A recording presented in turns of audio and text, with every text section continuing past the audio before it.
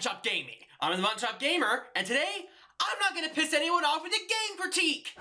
That's right, today I'm doing something that can't be controversial in the slightest, my top 10 least favorite Pokemon designs.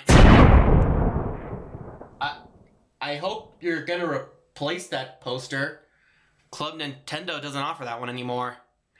Look, I've been a fan of Pokemon since it came out in the 90s, even when my parents said, you're not allowed to like Pokemon. And I like Pokemon over all the generations. It's just that with hundreds upon hundreds of these things, you gotta understand that some of them don't exactly look that awesome. So these are my top 10 least favorite. These are my opinions, I'll give my reasonings for them, and I apologize if one of the ones on this list happens to be one of your favorites. So, with that said, let's begin. Dragalge. Don't get me wrong, this is a decently strong Pokemon and it earns its fans in battle, but let's be real here, you're playing with seaweed. It's a strong, poisonous dragon that's made of seaweed. It's basically taking an anorexic Kingdra and covering it in seaweed. Yes, I know it's based on the real-life kelp dragon, but the real-life animal still looks like a seahorse covered in seaweed.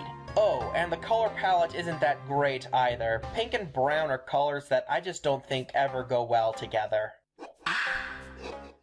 Cradily! Let's get one thing straight. I like Cradily in battle. I think it's an underrated wall of a Pokemon with the right ability and moves. That said, it just looks ugly. It's meant to look like a flower, but the petals are just too sparse. You know those pictures you drew as a kid where characters had a few hairs sticking out of the top of their head? That is Cradily's petals. And the head itself confuses me. Is the black area a hollowed out mouth section, or is it one solid orb? It's an ancient Pokemon, yes, so it's bound to be different from modern flowers, but it just weirds me out. Garbodor. Some hate this Pokemon just because it's based on garbage. Personally, I don't fall into that category. With Muck and Coughing taking liquid and gas pollution respectively, we needed a Pokemon to cover solid pollution. What I hate about Garbodor is its general design. It just looks ugly, and that kind of is a thing with pollution Pokemon, but what kills it for me is the color palette. I mean, look at it. Brown, pink, and blue? Maybe it's just me, but I imagine garbage to be more colorful. And shouldn't it be psychic type if it can move the garbage around it? Or is the Pokemon really sticky, causing garbage to stick to it? Or does the garbage interlink to make it some kind of robot out of trash? It just makes me ask too many questions. It's only this low on the list because I understand why Game Freak would make a garbage Pokemon. Clink, Clang, and Clink Clang. What I don't understand is a Pokemon based on gears. The whole evolutionary line is going here because they all share the same problems. Is it cheating? Maybe, but this is just dumb. Now, I'm no Gen 1er. I recognize that Magneton did something similar with magnets. However, the magnets at least look okay, bulbous and awkward, but okay. The Gear Trio, as I'm going to call them, do everything in their power to look cool, but they just aren't. And it doesn't help that it always has at least one cog making a stupid "oh" face.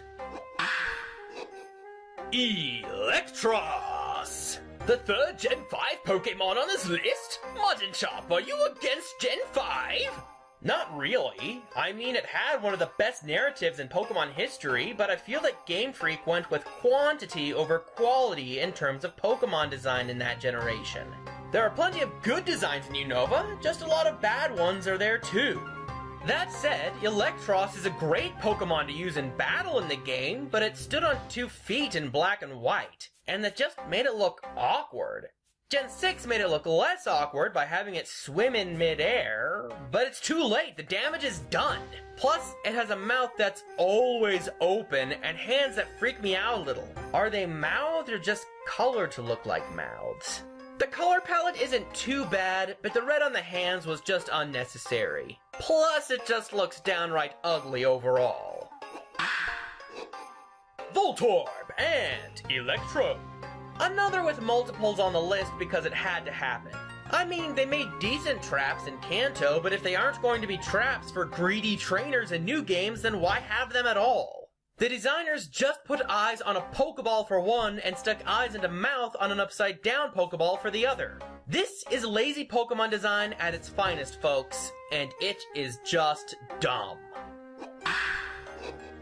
Fortress! Yeah, we're tackling this thing.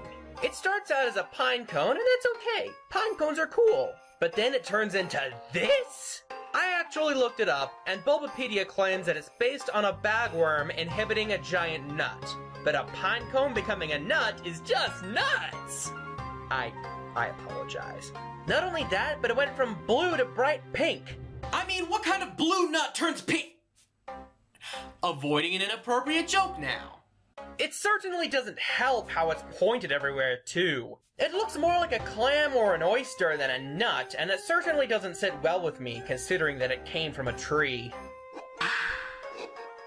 Bronzor! Bronzor is just one of those Pokemon to me. Bronzong, its evolution, is cool, because it's a psychic living bell, but Bronzor? Bulbapedia claims that it's based on a mirror, but I think it looks like a dinner plate. Aha! You brought forth a Chinchar, eh? Well, let me finish eating dinner, then I'll throw the plate on it! There are also 6 balls around the edges, and one in the center that I guess could be its nose, but it doesn't explain the others. It's just a dumb design. Glalie! This thing is just an ugly face. Just an ugly, angry ice face. It started as Snorunt, which was kind of cute, and turned into this ugly thing. The white ice looks kind of like a hockey mask, but there are too many holes and it leaves the black whatever the heck that is underneath overly exposed. Then it has 2 horns for no good reason. It just looks like a Cacodemon if hell froze over. Before we get to number 1, here are some honorable mentions. Vanillite, Vanillish, and Vanillux might have been on this list, but I like ice cream and they're cute. Pokemon that are just multiples of the same thing might have been on this list, like Dugtrio or Execute, but I believe in the strength of numbers thing, so let them stay together. Lilligant and Leaveney weird me out for being humanoid plants, but their color palettes are alright for what they're trying to do. Conkeldurr looks drunk. Deal with it. Hippowdon has a cool design but an ugly color palette. Bastiodon has an ugly design but a cool color palette. Claydol has too many eyes. Dunsparce has a sucky color palette and just looks miserable, but it's still kinda cute. Feebas is hideous, but only for the sake of making its evolution look better. Haxorus's color palette is awful, but its general form is really cool. Other Gen 4 evolutions of Gen 1 Pokemon might have been on here, but they'd have filled the list too much, and they're not that bad. That is, except for... Licky Licky! I'll be honest, I like Lickitung's design. Some have gone on record saying that it's horrible, but I thought it was okay. Then Licky Licky came along and ruined it. Its tongue is straight instead of curvy, and it just got fatter. Mind you, I'm not one to be against creatures getting fatter because I'm not a hypocrite. But the arms got shorter, the overall tongue got shorter, and it did a curl on top of its head for no reason. And the color palette is just dumb too. It's a darker shade of pink with a yellow upside down Wi-Fi symbol. Why? This isn't just a dumb design. It's my least favorite Pokemon design. Look, I realize that some of your favorite Pokemon might have been on this list, or maybe some Pokemon that should have been on this list aren't on there. So, post it in the comments below what you think should have been on this list. Alright, that's it, and I'll see you all next week.